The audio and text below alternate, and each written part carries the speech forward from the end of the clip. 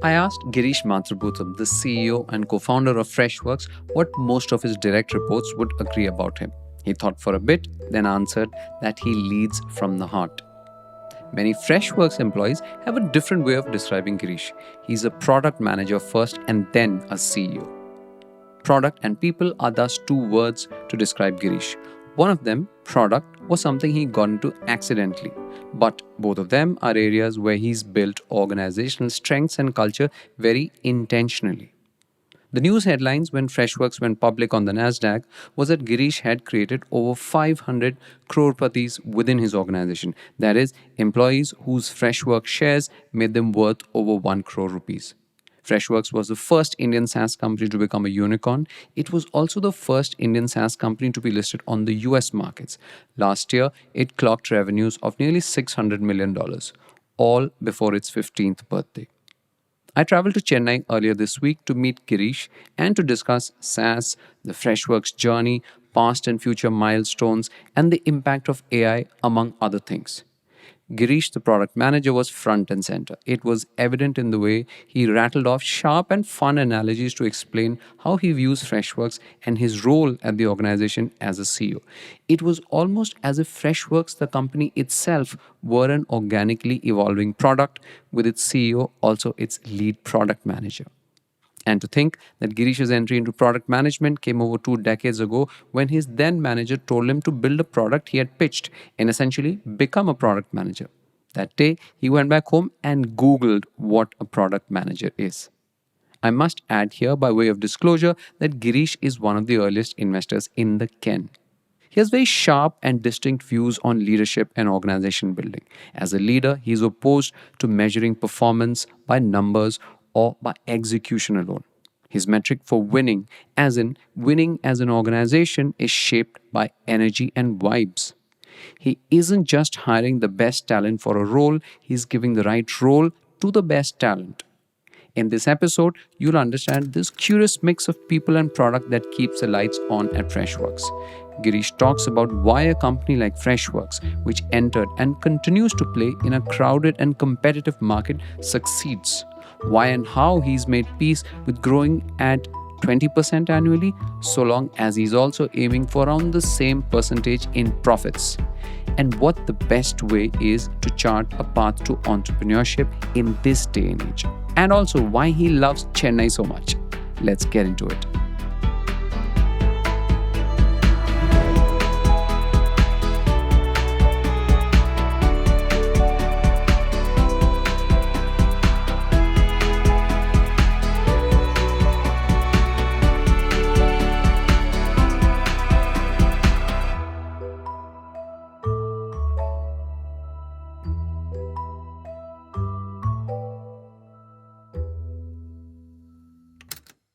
Girish, welcome to First Principles.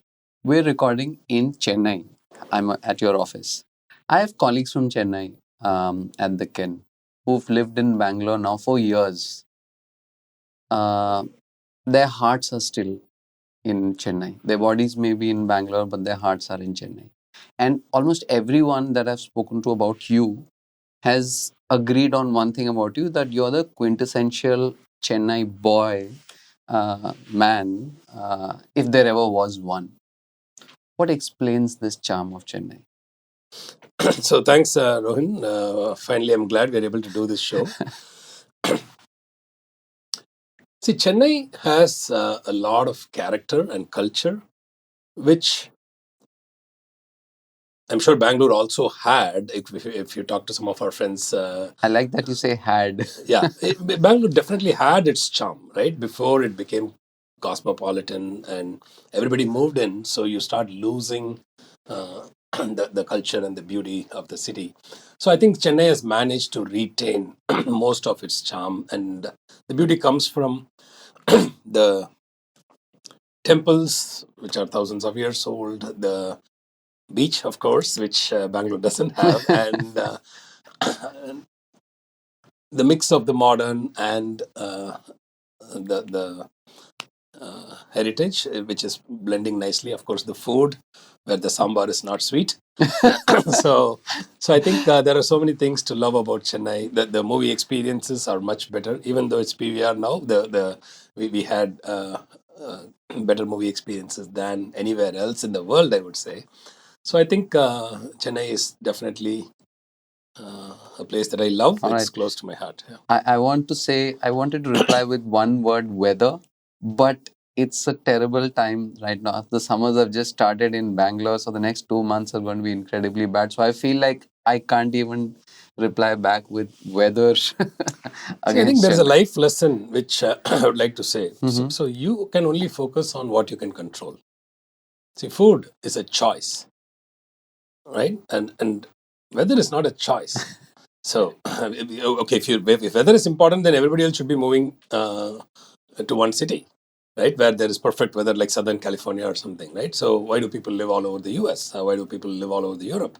So, you have to adapt and start learning to enjoy what a place has to offer. Only then you can truly fit in.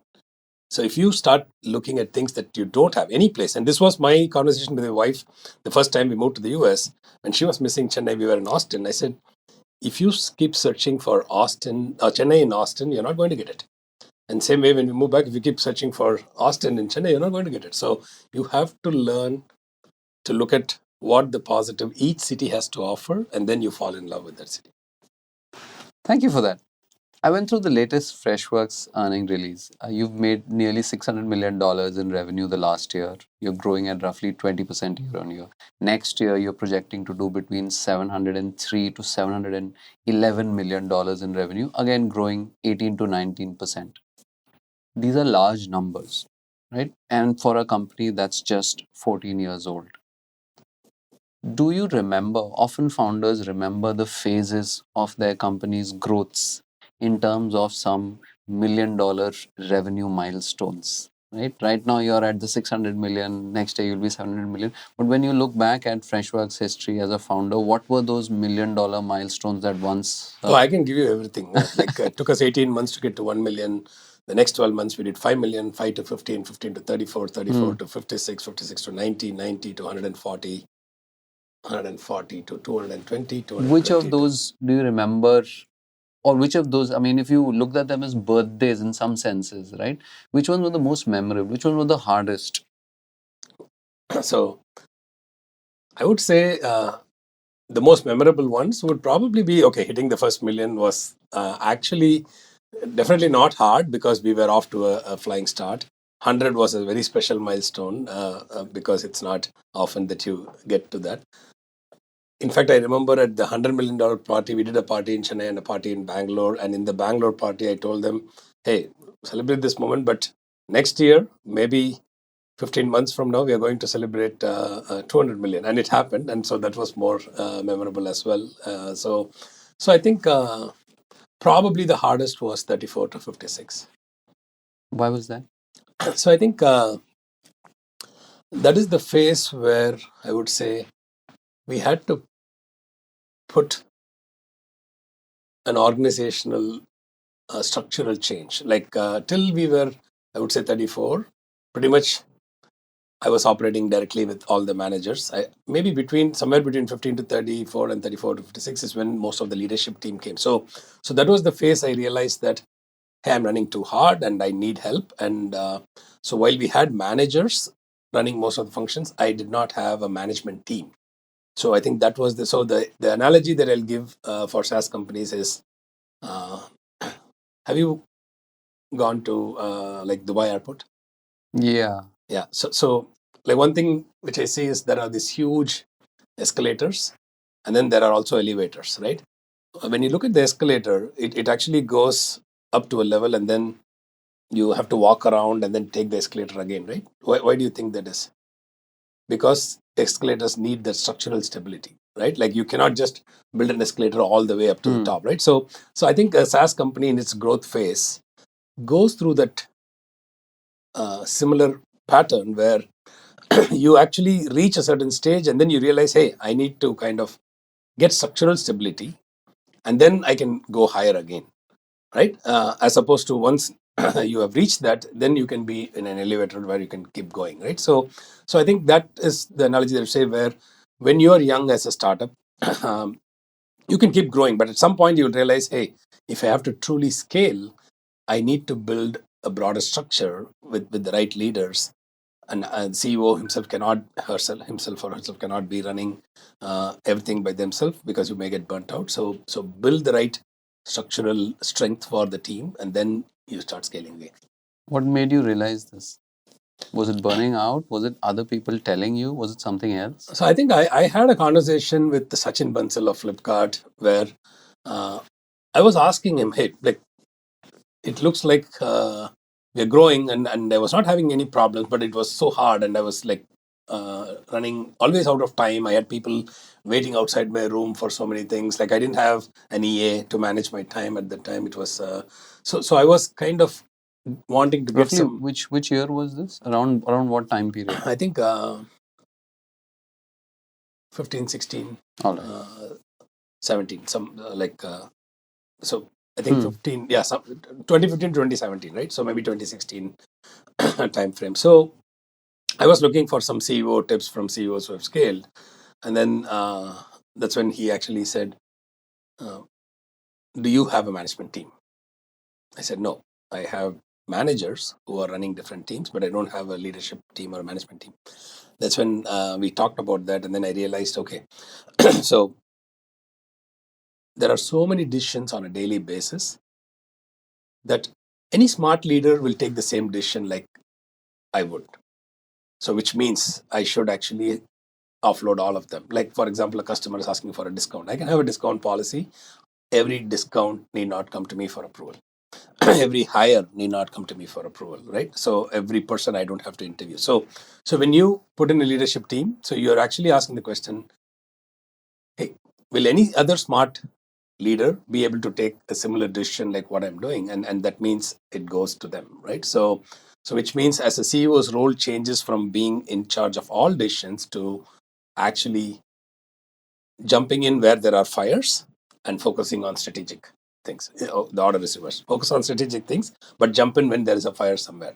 Got it. So, for other than that, day-to-day operational decisions, if it's in sales, a sales leader should take it. If it's in marketing, a marketing leader should take it. So that's how we built a management team.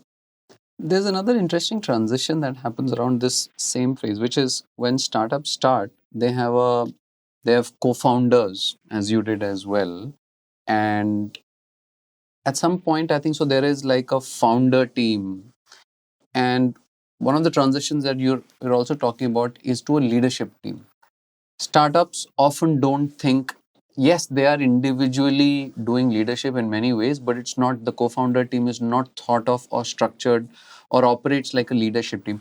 What's the difference between, let's say Freshworks before, let's say 2015, 16? Surely you had individual leaders, you had co-founders, you had managers, versus subsequently where there is a leadership team. What's a leadership team and how is it distinct from what preceded it? See, the Freshworks early co-founders were mostly technical, with the exception of Vijay, who used to lead our pre-sales. So he was leading pre-sales. So and Shan was our CTO, right? And Kiran, who was one of our early co-founder employees, was running all of our data center.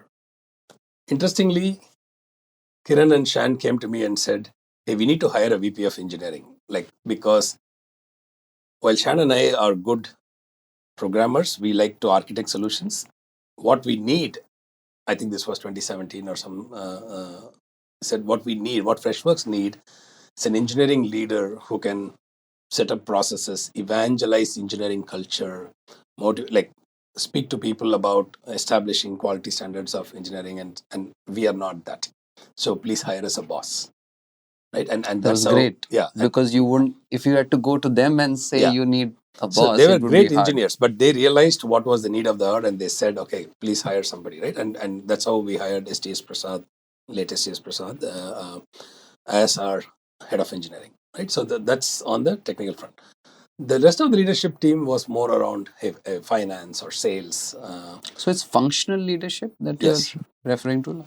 Yeah. We also, on the product org, we have like BU leadership, like our customer service business has a leader, our fresh service business, which is north of 300 million now, has a BU leader, but they are in charge of product design and engineering.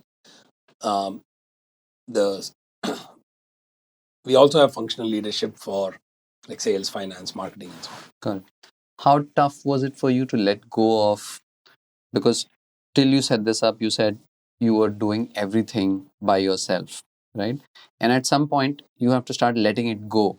And there is that you may be building a leadership team. At the end of it, you're used to doing things by yourself. And part of, I I'm think, a happy to founder. let go. I'm super happy. Like, I'll tell Was you, it hard when you set it up? was No? say if I were to pick what was the hardest to let go, I will tell you there was one. We'll come to that later, uh, which was the What was it? chief product officer. Oh, okay. So Which because actually I also bring up later because your love for product. yeah, so that is the only thing I wanted to kind of I held on for a long time. But see, you have to look at right from the first year of Freshworks. I did everything from ordering tea and coffee for the employees to going and paying Tata Indicom internet bills or getting a Honda genset because there were power cuts every day in Chennai in 2011. So buying a Honda genset power to making sure that if there is no water in the apartment that we were renting, like dealing with the landlord and making sure the motor is fixed and so on. So, and I also maintained our DNS zone files and I wrote the website copy and I was managing pre-sales and support and everything. So, and hiring. So, if I look at my job, it's always been that of giving it away, right? And I always believe that find the best person for the job and equip them and get out of the way. That's my style. So I have no problem in giving things up. Great. And I also use the analogy that my life lesson is I tell a lot of people that you need to be like a sponge. So which means you absorb as much as you can and then you give up everything that you've absorbed, teach people that so that you are now fresh to absorb again. So that's how you So can it's like cycles of absorbing and giving off. yeah. Okay. So that's how you can be a learning. If you want to build a learning mindset and keep learning new things, you have to like.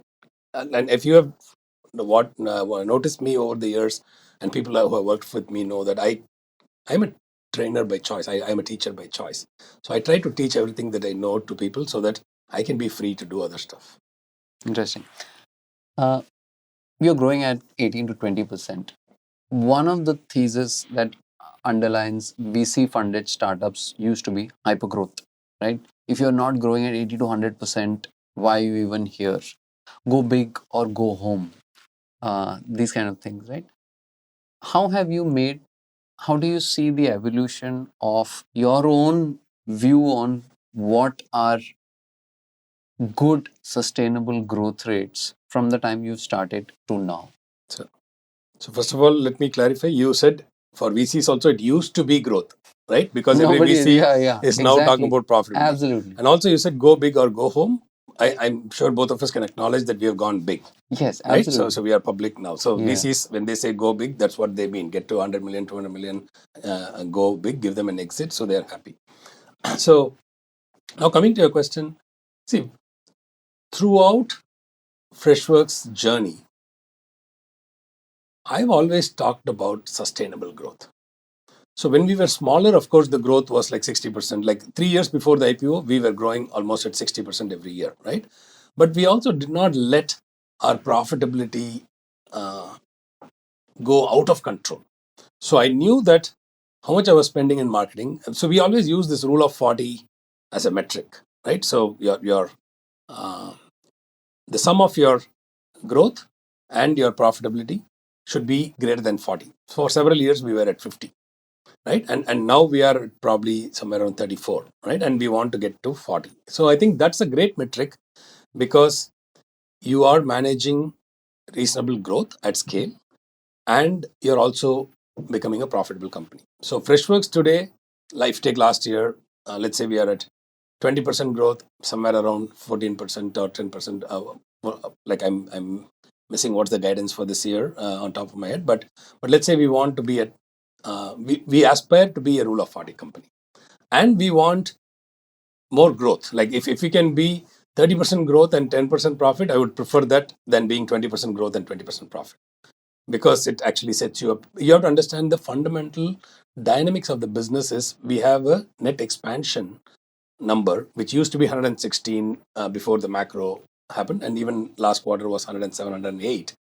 So which means That's a metric that refers to once you get a customer, how you're able to grow that yeah, customer. basically if I get $100 from my customers, let's say in 2023 I have a base of customers who paid me $100. From that cohort, the same cohort of customers in 2024, if they pay me 100, they'll pay me $108 or $110, depending on, and that's the net dollar retention.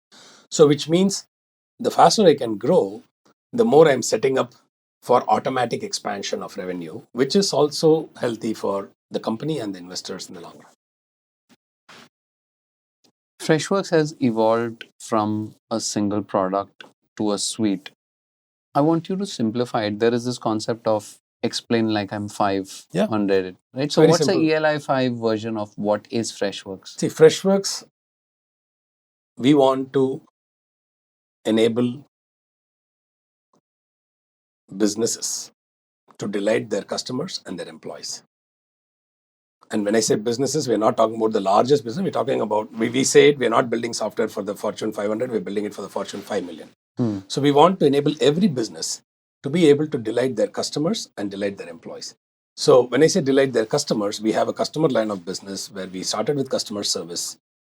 We added initially we added like chat and telephony, cloud-based call centers, and then we moved outside of customer service into sales and marketing. Now we also have a survey product. So everything that a business needs to keep in touch with customers, give them what they want, and delight them is one line of business.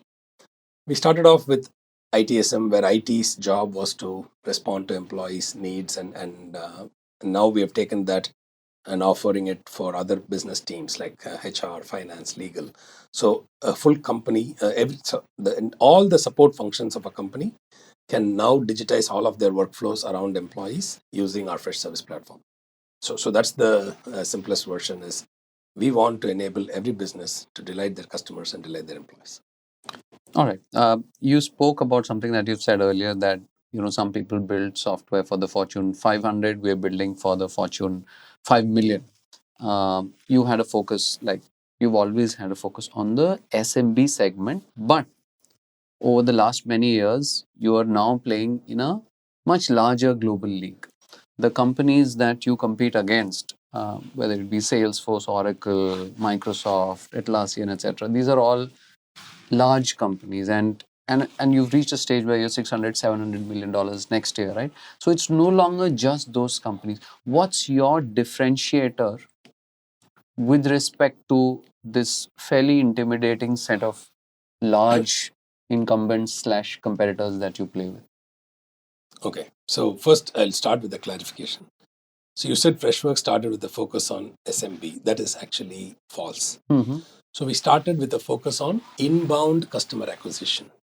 So when we started in Chennai and we had customers coming from like all over the world, our first customer was from Australia. And when we had like 7 customers, I think they came from 4 different continents, right? As early as 2013, we had customers like Burger King, Schneider Electric, Pearson, 3M, Sony Pictures, Honda. So we had several enterprise large customers. But the difference is this would be like one department or a few departments of a larger company coming and buying for themselves as opposed to us going top down and selling. So that was the difference, right? And that's the differentiator, the business model disruption of building from India. And we did this before the term PLG was coined, right? And product-led growth. Yeah, and so or even inbound. So we actually got people. Can I just ask you to explain inbound? So basically, inbound marketing is where you get people to visit your website, and then when they come to the website, you get them to do a trial of your software, like a single-click trial. You don't have to talk to a salesperson. You experience the product, you like it, and then you can put your credit card and buy it.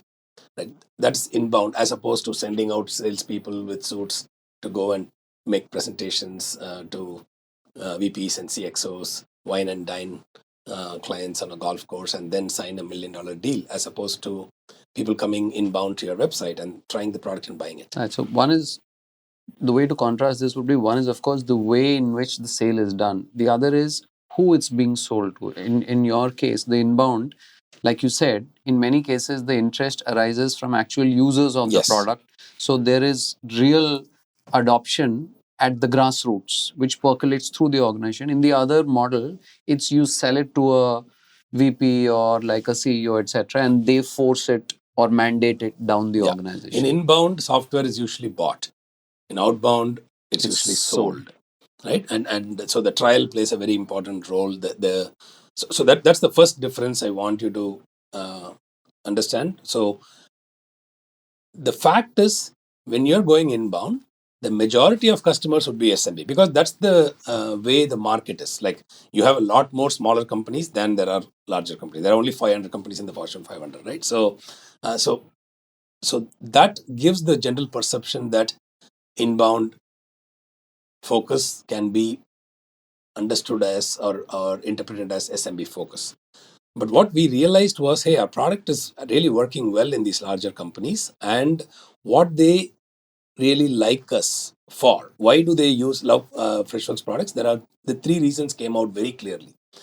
They love the intuitive UI. Our products are self-configurable. You didn't have to hire a TCS or an Accenture to actually right. The or earlier you didn't have model to of hire, first you pay for a software, then you pay a consultant to tailor it and implement so it. you don't have to hire a large SI to and sign an SOW to do a multi-year project to implement it. So, and our platform, our Neo platform, enabled rapid app development. Like, think of it as your iPhone. If you want something, you don't hire an SI partner to build an app, right? You go to the app store and you download an app. So similarly, we have an app store marketplace with apps, and people can build their own apps using their developers. So that offered rapid time to value.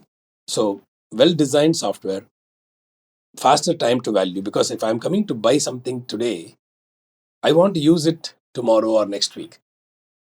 Versus enterprise software, which is bought today, you can only go live 16 months, 18 months later. So that instant gratification. And then third, combine it with an affordable price point. So good software, I can use it quickly, and the price is reasonable, affordable for most companies. That is the differentiator of how we win against our competition. Good. And that continues to be your Yes. playbook. Now, in this, I think the unknown element that's gotten introduced over the last maybe year or so is AI. Let's take the two elements, right? One is inbound interest, which usually a lot of comes because of search engines, which are sending traffic your way. And we've seen that because of the amount of information that is being dumped onto the web through AI generated methods, search results are becoming less and less reliable. In fact, search engines themselves are taking over more of AI generated this thing. So that's a risk. The second is, of course, within these organizations, now it's still playing out, but there is a theory that AI ends up making one person efficient enough to do the work of 10. Now, let's understand, yes, sure, probably there's a little bit of hyperbole in that. But don't both of these strike at the advantages that you've built, which is one is, can you rely on inbound if the search engine model is itself possibly gone the way we knew it? And the second is, if you're selling on a per seat model and within organizations, the seats are becoming much lesser addressable because AI is doing the work of more people. Don't both these factors kind So of let me take the combine? second one first and then talk to you about the first one. So when you say AI is doing the work that people do. No, I'm not saying No, they no, do, no. but I'm saying the claims are that Yeah, it the might. claims are, and those claims are true. Huh. But who's selling that AI? We are. So we have our AI strategies built on three pillars of Freddy Self-Service, Freddy Copilot, and Freddy Insights. Now, by the way, all of us are talking about AI after March of last year when ChatGPT demo came in. We launched our Freddy AI solutions in 2017 or 2018. So we have 5-year history of AI. We have our bots in play. Of course, generative AI have made those bots more conversational, more multilingual, and better, which is every technology, every turn of technology evolution helps our products get better. But we have been building and talking about AI since 2018. So our Freddy AI, Freddy stands for Freshworks Buddy. So that has been there, right? So we believe, and I will also give you one more analogy, right? So if you think about customer service, right from let's say 1980s or so, businesses have always wanted to reduce the cost of customer service. What was the first iteration of that?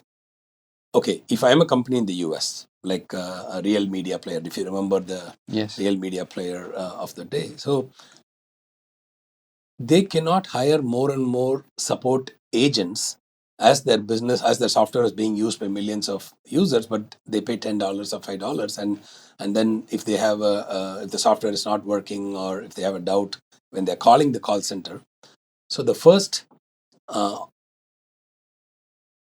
business value driver was, hey, let me offshore this support to India or Philippines. That is how our entire BPO call center industry came. Why? Because businesses wanted to reduce the cost of the human agents, because human agents sitting in the US are expensive. Okay, fast forward. Uh, Call centers. We had IVR. So you call your credit card company, okay, press 1 to know your balance, press 2 to pay your bill, A lot press of that 9. still persists Yeah, in it India. persists. But why, let's talk about why did the business put that? Because it is not super efficient for me to keep hiring more and more agents. So I used IVR as technology to automate that. So businesses want to save human costs by automating. Like that was IVR. Okay, fast forward to 2010 when we started Freshdesk. What one of the features that we built was self-service portal and a knowledge base. When somebody and we actually published the self-service portal URL instead of an email address or a phone number, because we wanted customers to come to the portal, help themselves, even if they're trying to create a ticket. Based on the title, we will automatically show them our knowledge base articles so that they can help themselves. If it does not help them, then we actually send them to a human agent. Same business value. Now, then we had the millennial generation chat. They started chatting. They didn't like to call the call center, and the rise of the messaging apps. That's when you have chat. In fact, I'll tell you, 2018, I like Discover Cards is one of our customers. They wanted to open up a new channel, Apple Business Chat, because many of their younger customers never call the call center. They had full automation in call center. 70% of the tickets were automated through IVR. They were super proud of that. But all this new traffic is coming via Apple Business Chat, and they're opening up the chat and having humans do that. But they were throttling it to 2 million chats per year or something because they could not have too many people hired, right? So that's when the bots started coming in, delivering the same automation that you had on IVR now needed to be delivered on bots, right? So through bots for chat. So if you think about it, technology keeps getting better to serve fundamentally what the business wants. So in the field of customer service, it is, hey, how can I automate customer support without sending everything to the human being? So we have been helping our customers do that through the years, through self-service portal or through IVR in the call center. Now we are doing it with bots on the chat. So when you say, and you also have to look at this, right? When the automobile was invented, all the jobs related to horse carriages, the people who were doing the in Tamil we call it ladam kattathu, right? Like for horses, horseshoes makers, they all went out of job, right? But people will reskill, and now they work in automobile factories and other stuff. Like so, every revolution there is displacement of jobs, and people will have to reskill to move to other jobs, and that is not any different from AI. Now, that's the second part of the question. Now, the first part of the question, yes, if search,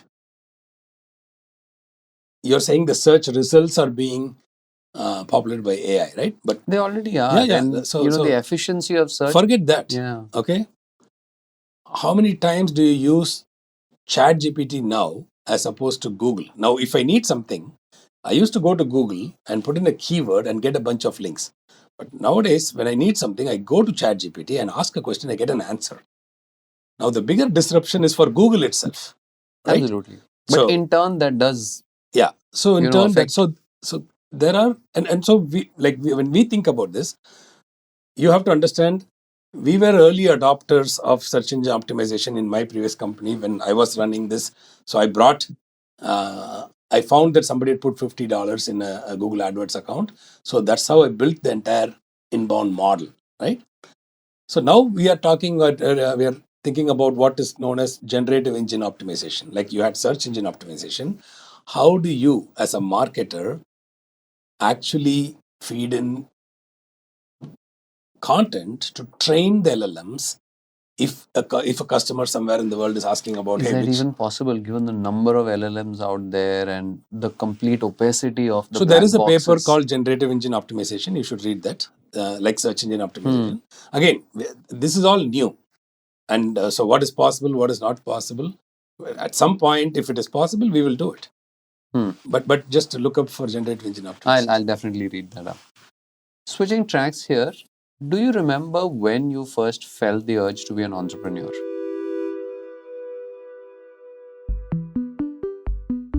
Right now, there is an entire cohort of graduates who are on the cusp of making major life choices, like starting a new career, scaling the corporate ladder, and realizing many long-nurtured dreams.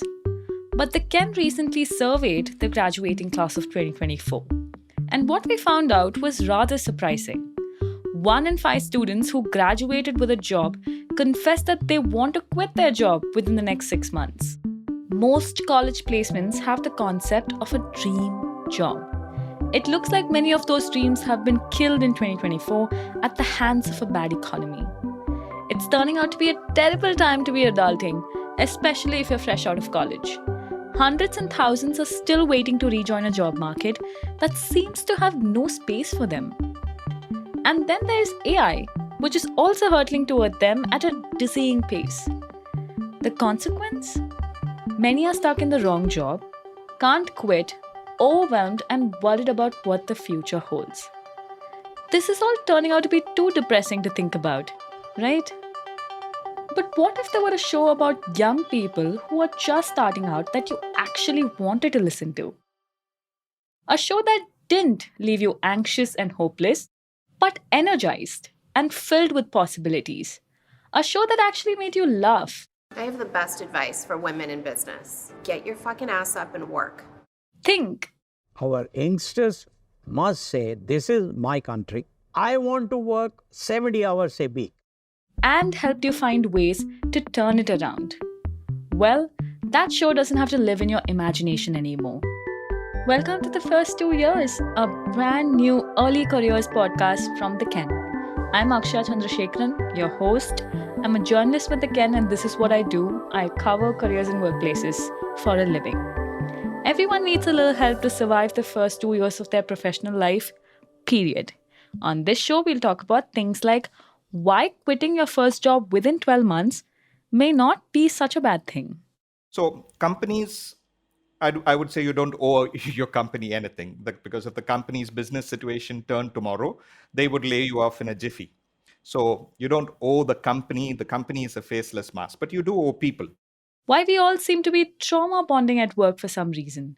We use trauma bonding as, oh, yesterday we were sitting and catching up and we didn't have so much in common, so we trauma bonded over our experience of XYZ. Oh my God, yeah. And in the workplace, if you're former colleagues and you both went to the same workplace, and if you're like, hey, that workplace was so toxic, we trauma bonded. Yes. Like we both experienced the same trauma, so we... And many, many other interesting topics. But we cannot make the show without you. And I don't mean that figuratively.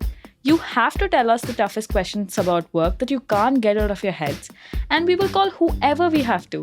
Founders, HR heads, organizational psychologists, and maybe even folks from the Ken subscriber community to get you the answers that you want. On this podcast, you'll hear stories that cannot be summed up in a LinkedIn post, and valuable lessons for anyone trying to get a head start in their careers.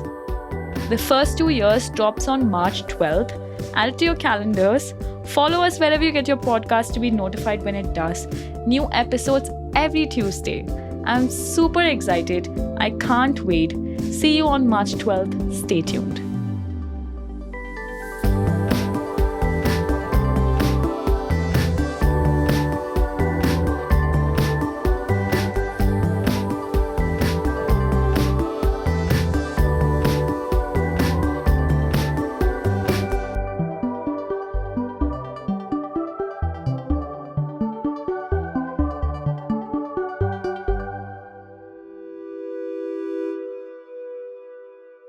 Do you remember when you first felt the urge to be an entrepreneur? Interesting question. I actually don't.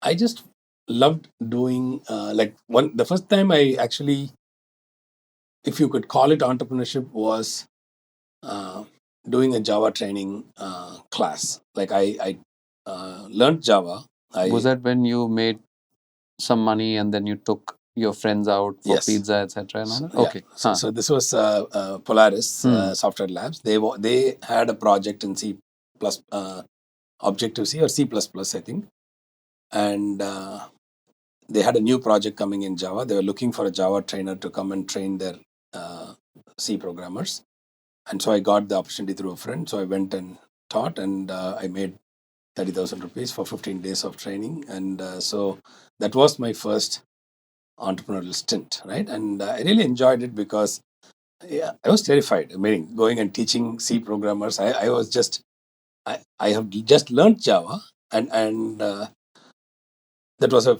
phenomenal experience for me in terms of the preparation that I had to do every day.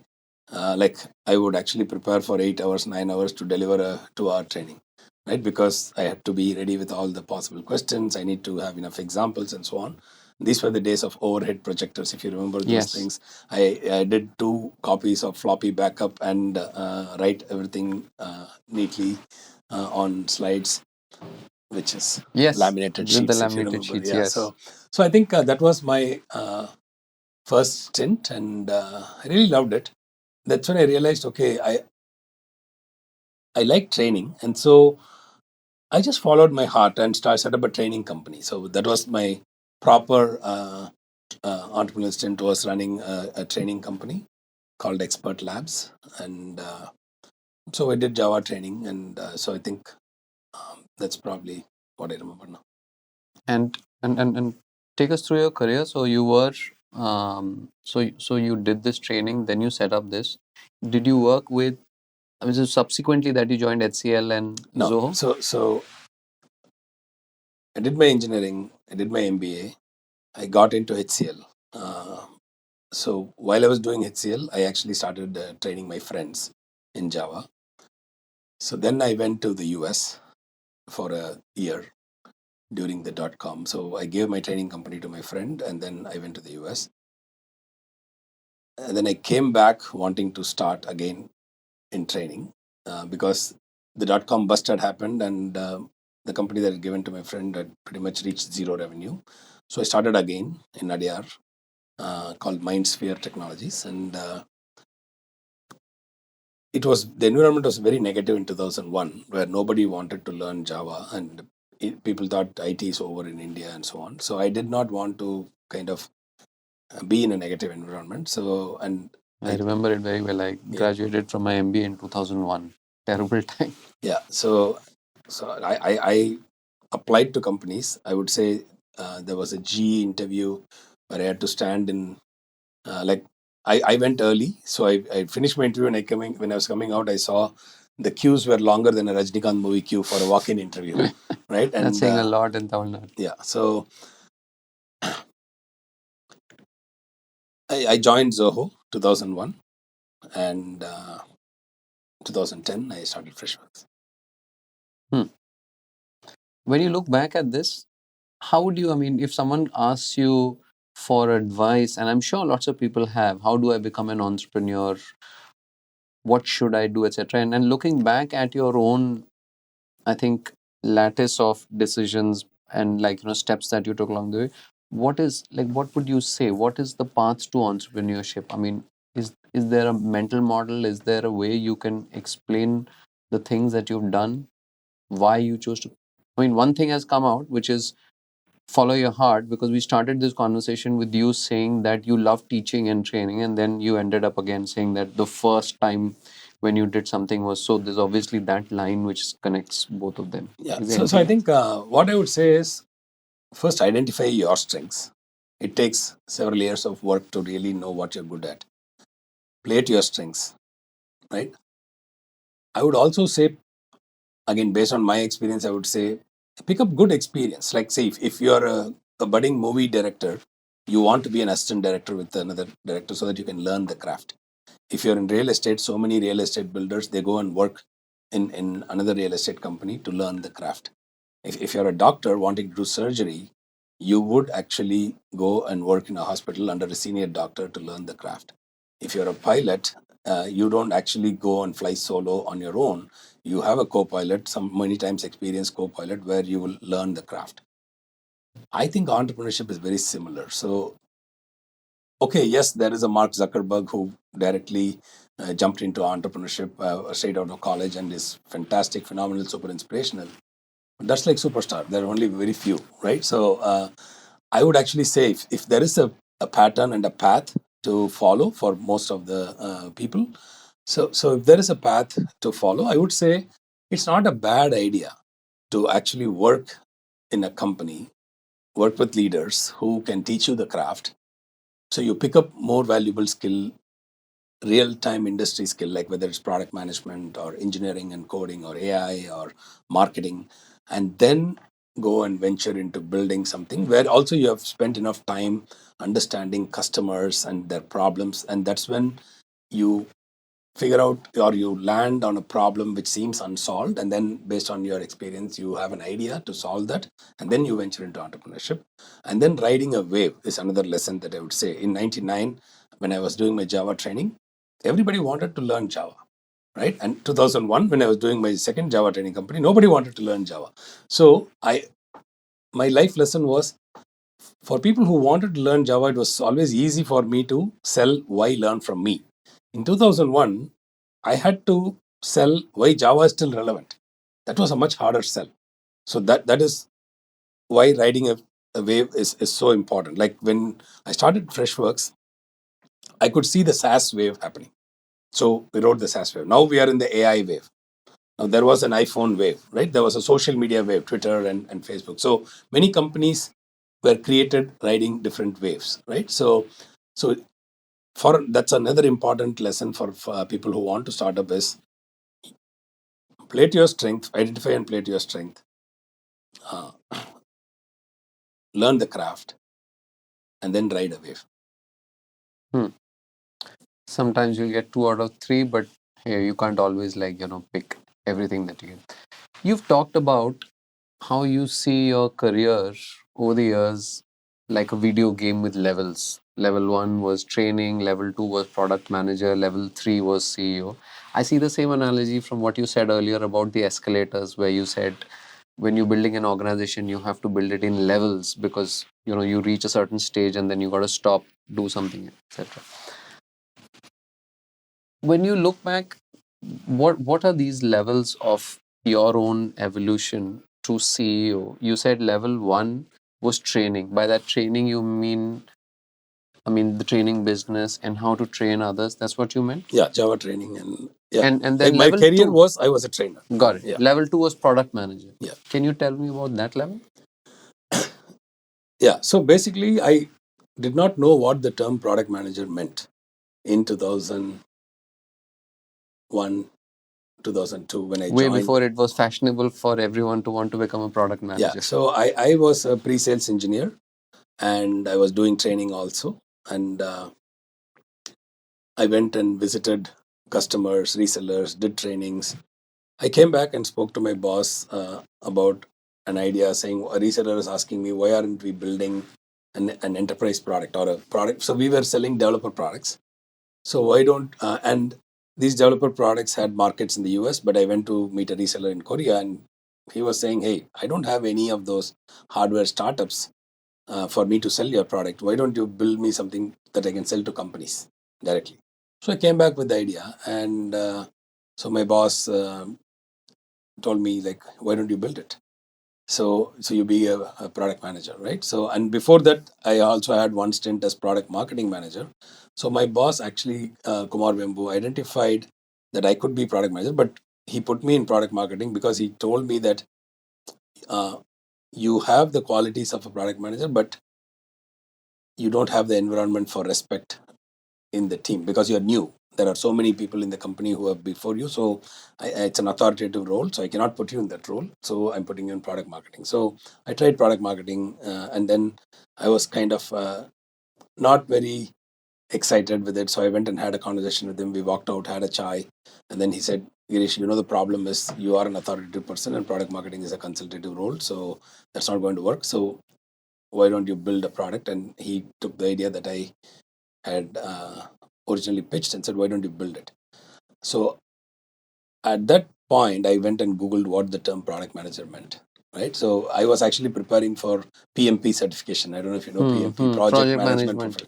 I hated that because it had everything from estimation, risk assessment, and so on. Like all those things were but I was thinking, okay, what am I going to do in my career? How do I progress?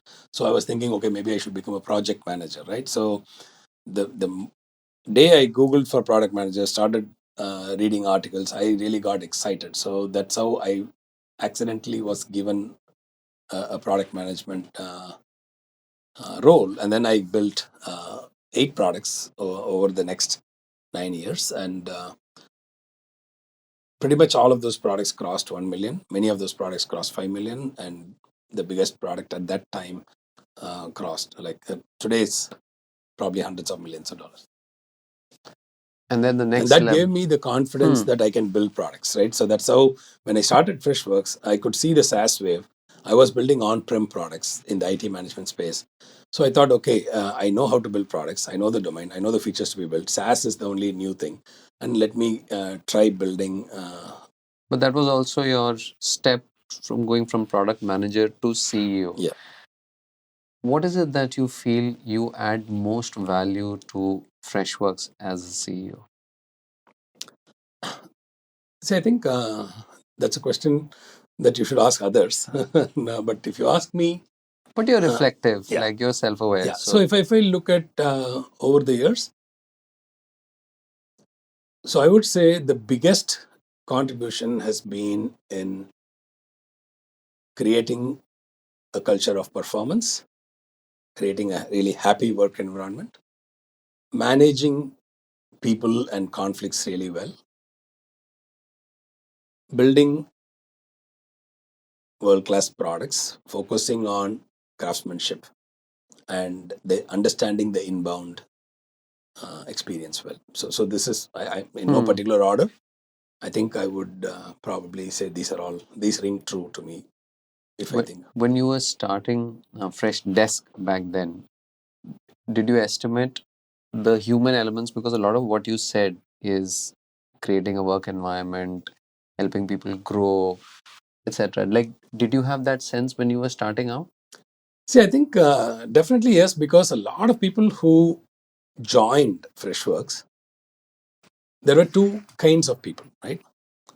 Most of the managers, leaders were people who had worked with me. I had spent 10 years in Chennai, right? And there were people who have worked with me who I knew how they work and they knew how I manage. Being a manager who always have treated them fairly. So that helped.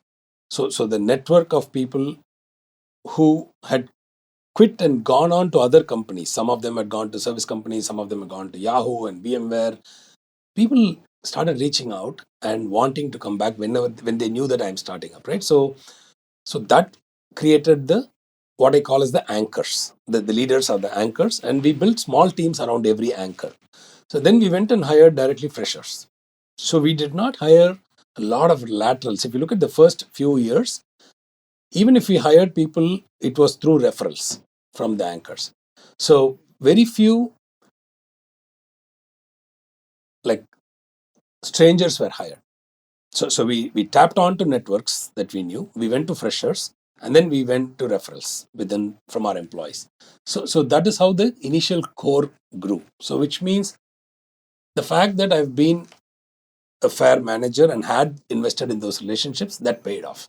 And when you are working with that as the ethos and the DNA, I think we and these were all phenomenal people, and we all enjoyed. And at the end of the day, there's also another important lesson, right? If you're winning, the mode is very different. So Freshworks, the product, we all came together to craft a great product. We had the right team in place, like we had the right values. Like the designer came, like who used to work for me, went to Yahoo, he became an even better designer with training on Yahoo, and then came to us. And so we have a great designer, right? Like we have people like that who brought the right skill set. And then when you're winning, it's like I would always say that famous India-Pakistan match that happened in Sharjah or Dubai, where Virat Kohli hit 28 runs of 8 balls or something, right? And then the last 2 balls, there was a no ball bowled, and so we were supposed to lose that match because for 40, I think it was a 2020,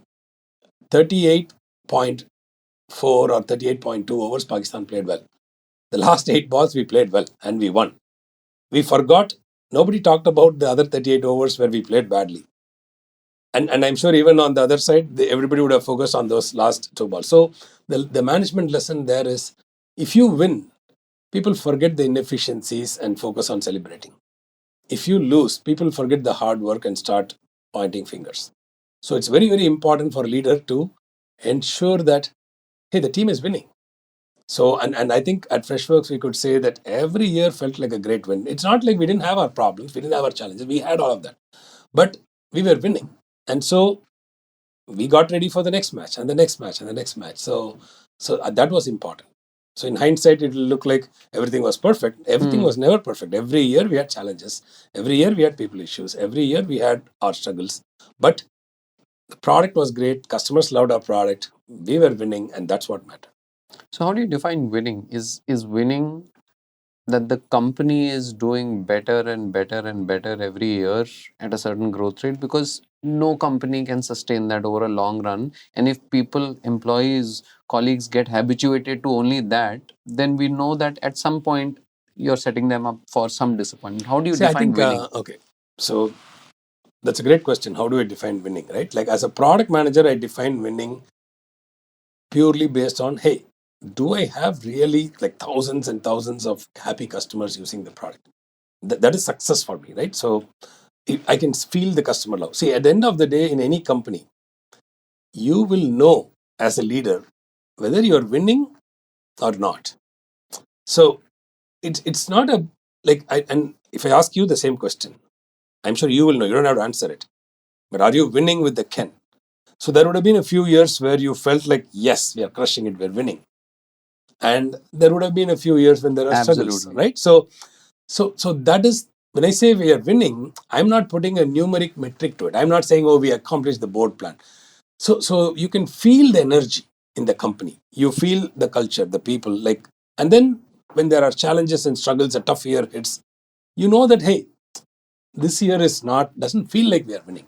So it's not a binary, oh, we won or we lost.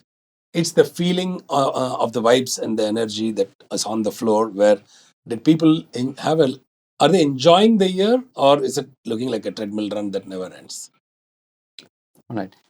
What's the one thing that all of your direct reports will agree about you? Probably that I'm a heart-led leader.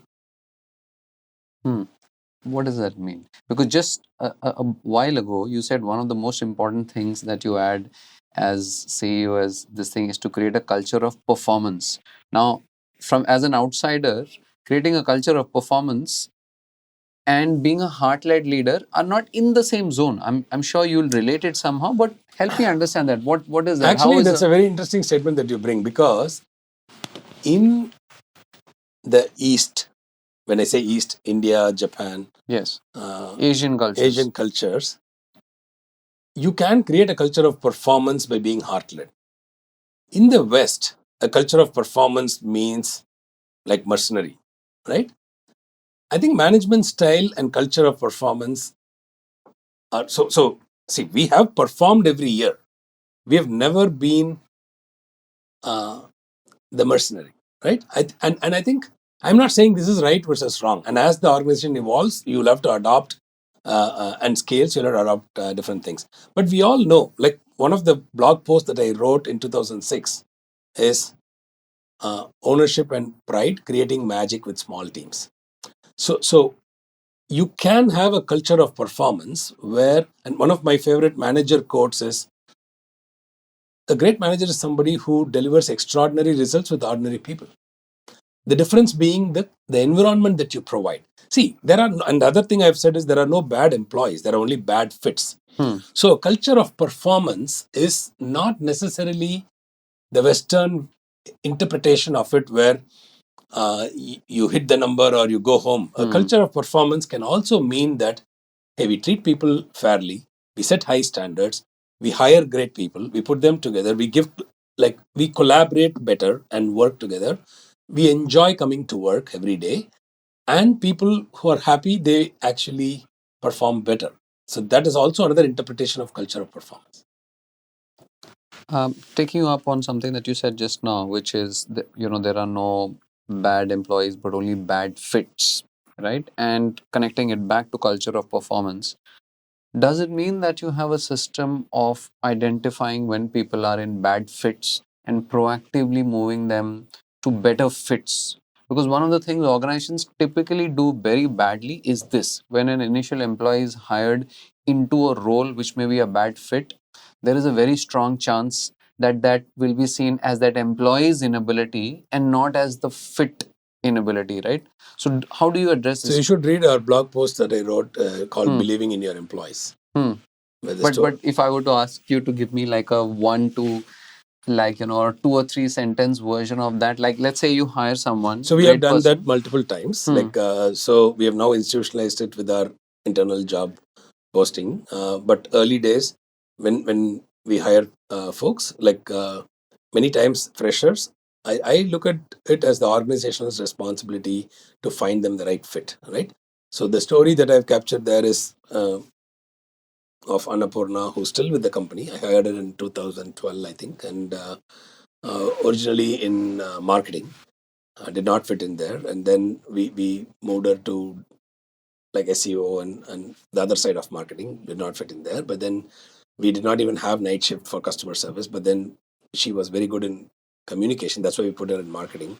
So we moved her to customer service. So today she actually has, in the past, she has won awards for being a best customer success manager, etc. And then now she's back into leading customer marketing for us, right? So her journey is a great story, one example of how we have done that. There are so many stories of people who started off, and like I'll tell you the story of Srilesh, who used to be our digital marketing leader, who wanted to try outbound sales and go into a new territory and do it. So we had him go and lead Australia for us and set up an outbound sales team and do enterprise sales.